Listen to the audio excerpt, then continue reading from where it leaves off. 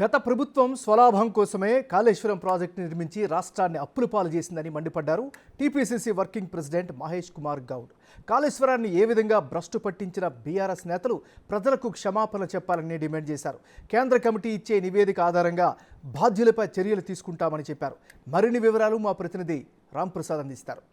తెలంగాణ రాష్ట్రంలో గత ప్రభుత్వం 97,000 కోట్ల రూపాయలతో నిర్మించినటువంటి కాళేశ్వరం ప్రాజెక్టులో ప్రధానంగా మేడిగడ్డ బ్యారేజ్ అయితే 3 పిల్లర్లు కుంగడం జరిగింది. దానికి సంబంధించి ఇప్పటికే రాష్ట్ర ప్రభుత్వం శ్వేతపత్రాలతో పాటు అదేవిధంగా కాగ్ నివేదికను కూడా తెప్పించుకోవడం జరిగింది. విజిలెన్స్ ఎంక్వైరీ కూడా చేపట్టడం జరిగింది. అయినప్పటికీ కూడా నేడు బీఆర్ఎస్ నేతలు అయితే అక్కడికి కాళేశ్వరాన్ని విజిట్ చేసేందుకు వెళ్ళారు. ఇదే అంశానికి సంబంధించి మనతో మాట్లాడడానికి తెలంగాణ శాసన మండలి సభ్యులు అదేవిధంగా టీపీసీసీ వర్కింగ్ ప్రెసిడెంట్ బొమ్మ మహేష్ కుమార్ గౌడ్ ఉన్నారు. వారిని అడిగి మరింత తెలుసుకుందాం. అన్న చెప్పండి, బీఆర్ఎస్ నాయకులంతా కూడా మేడిగడ్డ సందర్శన కోసం వెళ్ళారు. దీన్ని మీరు ఏ విధంగా చూస్తారు? తప్పులో ఇరుక్కున్నారు, ప్రజల వద్ద దోషగా నిలబడ్డారు. ఇప్పుడేదో మేడిగడ్డ కాళేశ్వరం పోయి మేమేదో తప్పు చేయలేమని నిరూపించుకునే ప్రయత్నం చేస్తూ ఉన్నారు. మీరు కాళేశ్వరం పోతే అసలు సిసలైన కాళేశ్వరరావు కేసీఆర్ని తీసుకెళ్ళాలి కదా. అసలు ముద్దే ఆయన కదా. కాళేశ్వరం ప్రాజెక్టులో ప్రజాధనం దుర్వినియోగం జరిగింది. దాదాపు 1,00,000 కోట్ల పైన ప్రజాధనాన్ని నీళ్ళలో పోసిండ్రు. అసలు సిసలు కారకుడైన కేసీఆర్ లేకుండా మీరు పోయి ఏం చేస్తారడా? మరి మీరు పోయినా చూసేదేముంది? మేడిగడ్డ బ్యారేజ్ యొక్క పిల్లర్లు కుంగిపోయినాయి, అది కూలిపోయే పరిస్థితిలో ఉంది. అది చూసుకొని ఇంకా మురవడానిక మీరు పోయింది. ప్రజల సొత్తుని దుర్వినియోగం చేశారు, సర్వనాశనం చేశారు. అందుకే ప్రజలు మిమ్మల్ని గద్దెదించినారు.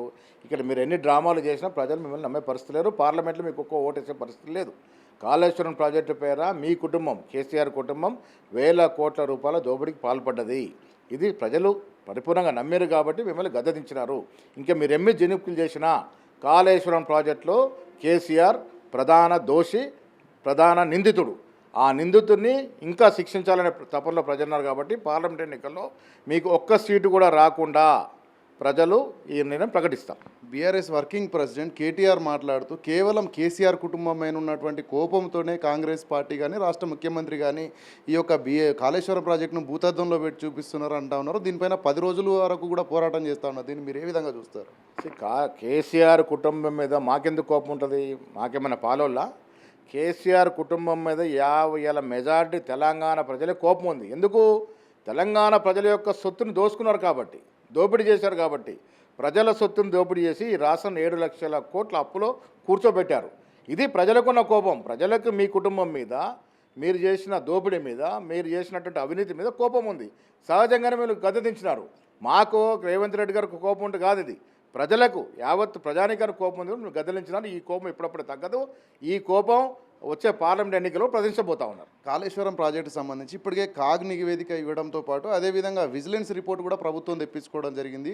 కేవలం ఎన్డీఎస్ఏ రిపోర్ట్ మాత్రం ఒకటే పెండింగ్లో ఉంది. అప్పటికి ప్రాథమిక సమాచారం వచ్చిన నేపథ్యంలో కాగ్ నివేదిక అనంతరం వచ్చిన విజిలెన్స్ రిపోర్ట్లో అయితే సిఐడికి మూడు రకాలైనటువంటి కేసులు పెట్టాలని రాష్ట్ర ప్రభుత్వానికి సూచనలు చేసిన నేపథ్యంలో ఎలాంటి చర్యలు తీసుకోబోతా ఉన్నారు? విజిలెంట్ రిపోర్ట్లో కానీ కాగ్ రిపోర్ట్లో కానీ ఇది స్పష్టం చేసింది, ఇక్కడ అవినీతి జరిగింది, ఈ ప్రాజెక్టు లోపభూషణంగా కట్టినారు, నాసిరకంగా పనులు జరిగినాయని ఒకటి స్పష్టంగా ఇచ్చినటువంటి సందర్భం. సో ప్రజలకి మా మీద విశ్వాసం మమ్మల్ని గద్దెనెక్కించినారు కాబట్టి అక్కడ జరిగిన అవినీతిని కానీ అక్కడ జరిగిన నాసిరకం పనులను కానీ ఎండగట్టడం మా అవసరం. సో విజిలెంట్ రిపోర్ట్ వచ్చింది, కాగ్ రిపోర్ట్ వచ్చింది. వెదిరే శ్రీరామ్ గారు చెప్పినారు, నీళ్లు ఉన్న చోట కూడా లేవని తప్పుడు నివేదిక ఇచ్చి ప్రాజెక్ట్ని కట్టాల్సిన చోట కట్టకుండా కిందికి తీసి కట్టడం వల్ల వ్యయం పెంచినారు. వ్యయం పెంచడం వల్ల వాళ్ళ కమిషన్లు వచ్చినాయి. కమిషన్ల కోసం వ్యయం పెంచినారు, ప్రజల్ని మోసం చేసినారు, ప్రజల్ని దగా చేసినారు. కాబట్టి ఇంకా పనిష్మెంట్ ఇవ్వాల్సిన అవసరం ఉన్నది. రాష్ట్రంలో ఇప్పటికే మీరు అన్నట్టు 1,00,000 కోట్ల ఏదైతే ప్రజాధనం వృధా అయింది అంటున్నారు కదా, దీనిపైన ఎవరిని బాధ్యులు చేసే చర్యలు తీసుకోబోతున్నారు? కేసీఆర్ కుటుంబము, ఆనాడు ముఖ్యమంత్రిగా ఉన్నట్టు వ్యక్తులు, ఆనాడు ఇరిగేషన్ శాఖ మార్చులు, కేసీఆర్ కుమార్ ఐటీ శాఖ మార్చులు, కాంట్రాక్టర్లు, అక్కడ ఉన్న అధికారులు, వీళ్ళందరూ కూడా బాధ్యులే. వీళ్ళందరూ కుమ్మక్కై రాష్ట్ర ఖజానాన్ని గండికొట్టినారు. వీళ్ళందరూ కూడా తగు పనిష్మెంట్ ఇవ్వాల్సిన అవసరం ఉన్నది. రైట్.